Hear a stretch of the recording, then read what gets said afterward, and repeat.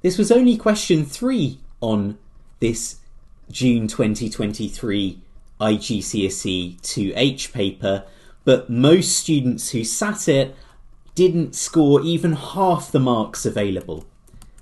Let's analyse this question.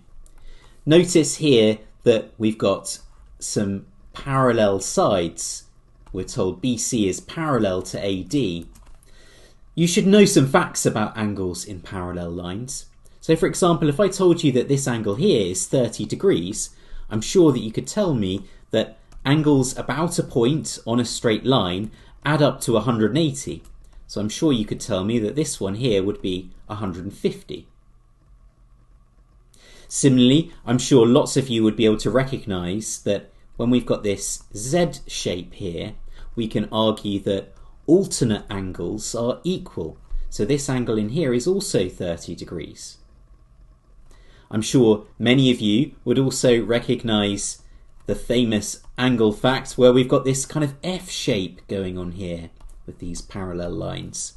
And therefore you'd be able to tell me that this angle here is also 150 degrees. We say corresponding angles are equal.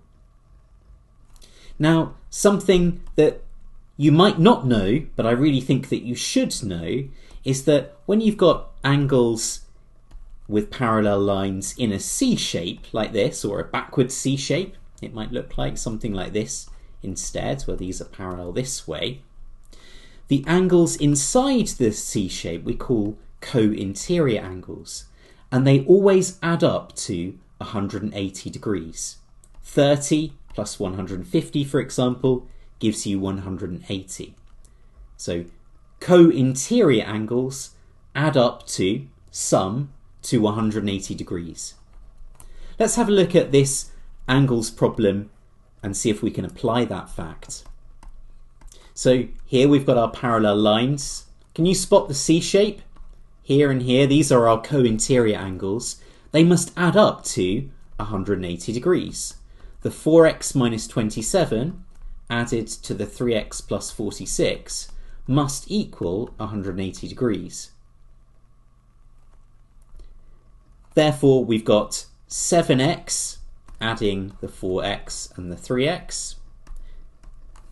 46 minus 27 gives us 19. So 7x plus 19 equals 180.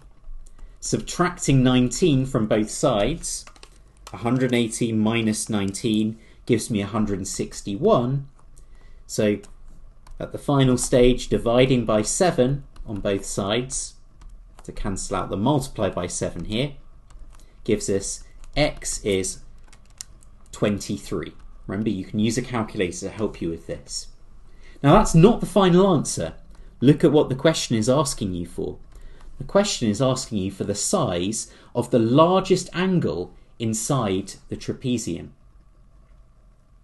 So looking at the diagram, you could see perhaps that the candidates for this might be this angle or this angle.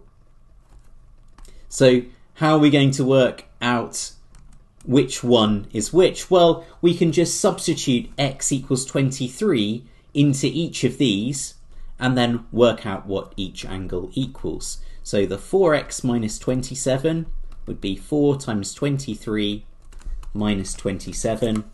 Pop that in the calculator, that's 65. So this one would be 65 degrees. The 3x plus 46, that would be 3 lots of 23 plus 46. With the help of the calculator is 92. And then the 3x plus 10 would be 3 times x times 23 plus 10. That gives me the answer 56.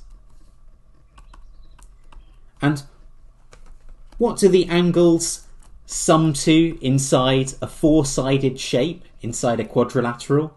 Well, you should know that a quadrilateral, a four-sided shape, is made up of two triangles, each of which have angles that sum to 180. So all of these angles will add up to two lots of 180, two triangles, they'll all add up to 360. So to get this final angle here at C, the angle BCD, all we have to do is 360, take away each of the angles that we've found so far. So with the help of the calculator, that gives us an answer of 147. So which is the largest? 65, 92, 56? It's 147. So that's the answer that goes on the answer line.